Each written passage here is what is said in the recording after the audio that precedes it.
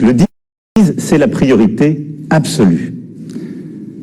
C'est pourquoi, après avoir consulté, écouté les experts, le terrain, et en conscience, j'ai décidé de renforcer encore les mesures pour réduire nos déplacements et nos contacts au strict nécessaire. Dès demain, midi, et pour 15 jours au moins, nos déplacements seront très fortement réduits. Cela signifie que les regroupements extérieurs, les réunions familiales ou amicales ne seront plus permises. Se promener, retrouver ses amis dans le parc, dans la rue, ne sera plus possible. Il s'agit de limiter au maximum ces contacts au-delà du foyer. Partout sur le territoire français, en métropole comme outre-mer, seuls doivent demeurer les trajets nécessaires. Nécessaires pour aller faire ses courses, avec de la discipline, et en mettant les distances d'au moins 1 mètre, en ne serrant pas la main, en n'embrassant pas. Les trajets nécessaires pour se soigner, évidemment. Les trajets nécessaires pour aller travailler quand le travail à distance n'est pas possible. Et les trajets nécessaires pour faire un peu d'activité physique, mais sans retrouver, là encore, des amis ou des proches. Toutes les entreprises doivent s'organiser pour faciliter le travail à distance. Et quand cela ne sera pas possible, elles devront adapter dès demain leur organisation pour faire respecter ces gestes barrières contre le virus, c'est-à-dire protéger leurs salariés ou, quand il s'agit d'indépendants, se protéger eux-mêmes. Le gouvernement précisera les modalités de ces nouvelles règles dès ce soir, dès après mon allocution. Toute infraction à ces règles sera sanctionnée. Je vous le dis avec beaucoup de solennité ce soir. Écoutons les soignants qui nous disent, si vous voulez nous aider, il faut rester chez vous et limiter les contacts. C'est le plus important. Évidemment, ce soir, je pose des règles nouvelles. Nous posons des interdits, il y aura des contrôles. Mais la meilleure règle, c'est celle qu'en tant que citoyen, vous vous appliquez à vous-même. Et une fois encore, j'en appelle à votre sens des responsabilités et de la solidarité. Dans ce contexte, après avoir consulté le président du Sénat, le président de l'Assemblée nationale, mais également mes prédécesseurs, j'ai décidé que le second tour des élections municipales serait reporté. Le Premier ministre en a informé aujourd'hui même les chefs de parti représentés au Parlement. Cette décision a fait l'objet d'un accord unanime. Mes chers compatriotes, je mesure l'impact de toutes ces décisions sur vos vies. Renoncer à voir ses proches, c'est un déchirement. Stopper ses activités quotidiennes, ses habitudes, c'est très difficile. Cela ne doit pas nous empêcher de garder le lien, d'appeler nos proches, de donner des nouvelles, d'organiser aussi les choses avec nos voisins, d'inventer de nouvelles solidarités entre générations, de rester, comme je vous l'ai dit jeudi dernier, profondément solidaires et d'innover là aussi sur ce point.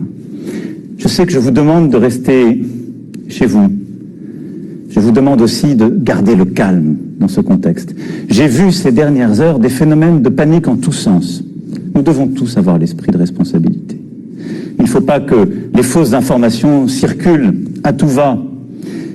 Et en restant chez vous, occupez-vous des proches qui sont dans votre appartement, votre maison. Donnez des nouvelles, prenez des nouvelles. Lisez, retrouvez aussi ce sens de l'essentiel.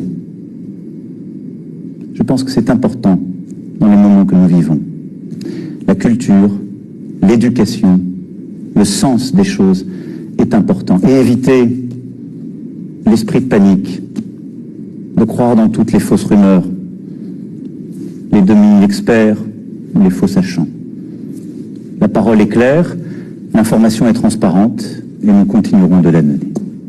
Mais croyez-moi, cet effort que je vous demande, je sais qu'il est inédit, mais les circonstances nous y obligent.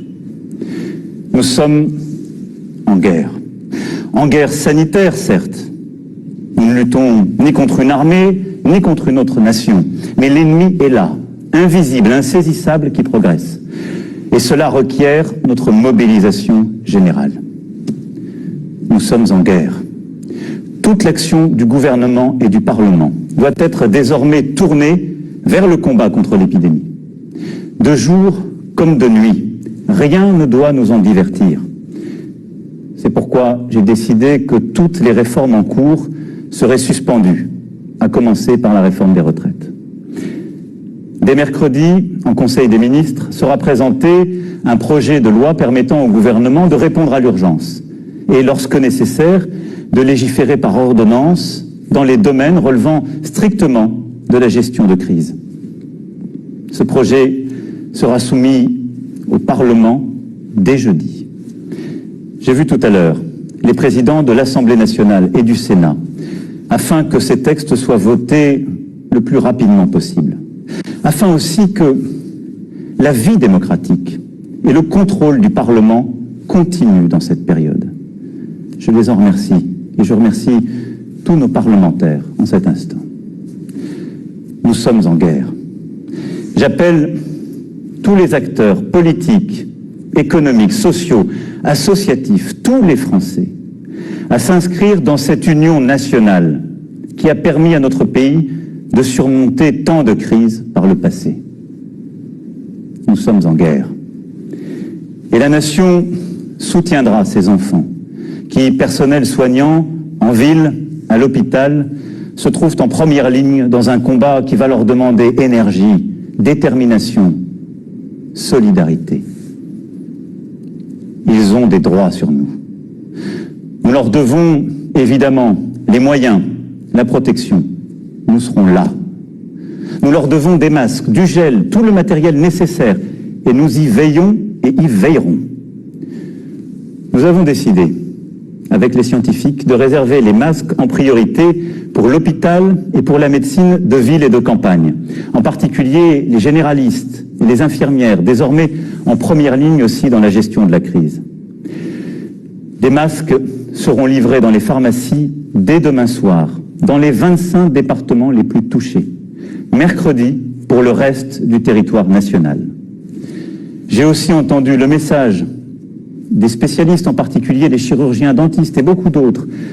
Des solutions seront trouvées avec le ministre de la Santé dans les prochaines heures. Nous devons aussi aux soignants la garde de leurs enfants. Un service minimum de garde est en place depuis ce jour dans les crèches et dans les écoles. Nous leur devons aussi sérénité dans leurs déplacements et repos. C'est pourquoi j'ai décidé que dès demain, les taxis et les hôtels pourront être mobilisés à leur profit. L'État paiera. Nous sommes en guerre, oui. Le pays accompagnera dans cette période les régions les plus touchées, aujourd'hui, comme celles qui le seront demain. À ce titre, je veux assurer les habitants, les personnels soignants du Grand Est que nous serons au rendez-vous pour les appuyer face à l'afflux de patients et à la saturation des hôpitaux. Je sais ce qu'ils vivent depuis des jours et des jours. Nous sommes avec eux. J'ai décidé pour cela qu'un hôpital de campagne du service de santé des armées serait déployé dans les jours à venir en Alsace. Les armées apporteront aussi leur concours pour déplacer les malades des régions les plus affectées et ainsi réduire la congestion des hôpitaux de certains territoires. Nous sommes en guerre. Aussi, comme je vous l'ai dit jeudi, pour nous protéger et contenir la dissémination du virus, mais aussi préserver nos systèmes de soins. Nous avons pris ce matin, entre Européens, une décision commune. Dès demain midi, les frontières à l'entrée de l'Union européenne et de l'espace Schengen seront fermées. Concrètement, tous les voyages entre les pays non européens et l'Union européenne seront suspendus pendant 30 jours. Les Françaises et les Français qui sont actuellement à l'étranger et souhaitent rentrer pourront bien entendu rejoindre leur pays. Nous devons prendre cette décision. Parce que je vous demande ce soir d'importants efforts et que nous devons, dans la durée, nous protéger. Et je veux dire à tous nos compatriotes qui vivent à l'étranger que là aussi, en bon ordre, ils doivent se rapprocher des ambassades et consulats et que nous organiserons, pour celles et ceux qui le souhaitent, et là où c'est nécessaire, leur rapatriement. Vous l'aurez compris, vous le pressentez. Cette crise sanitaire sans précédent aura des conséquences humaines, sociales, économiques majeures.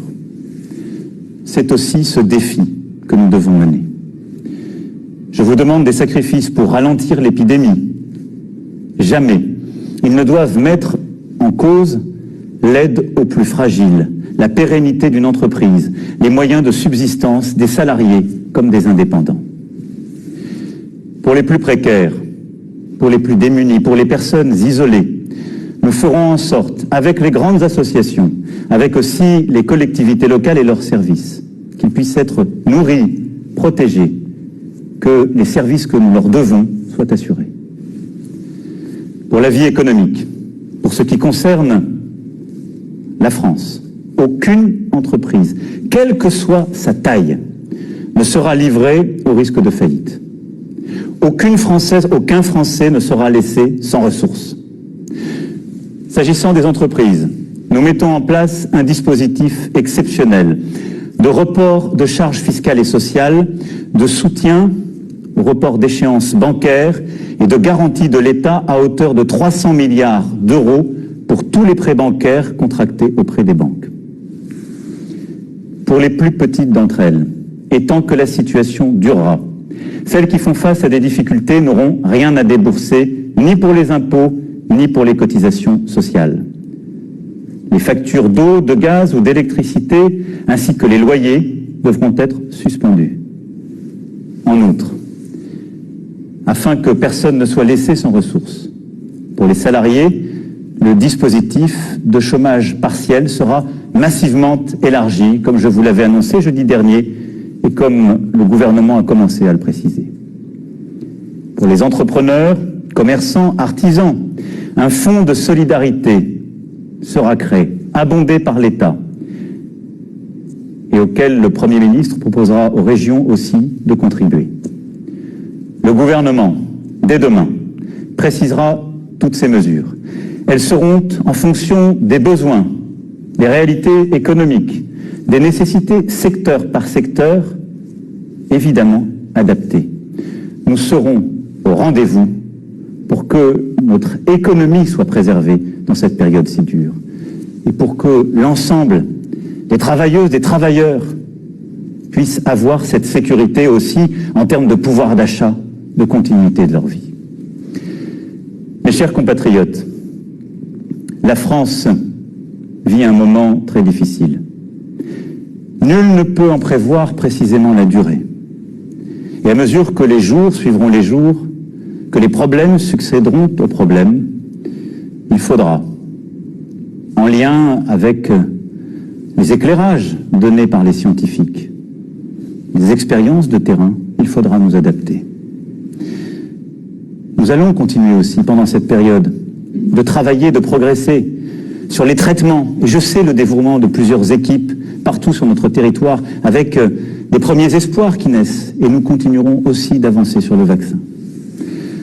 Régulièrement, je m'adresserai à vous. Je vous dirai à chaque fois, comme je l'ai fait, comme le gouvernement le fait, la vérité sur l'évolution de la situation. J'ai une certitude. Plus nous agirons ensemble, et vite, plus nous surmonterons cette épreuve.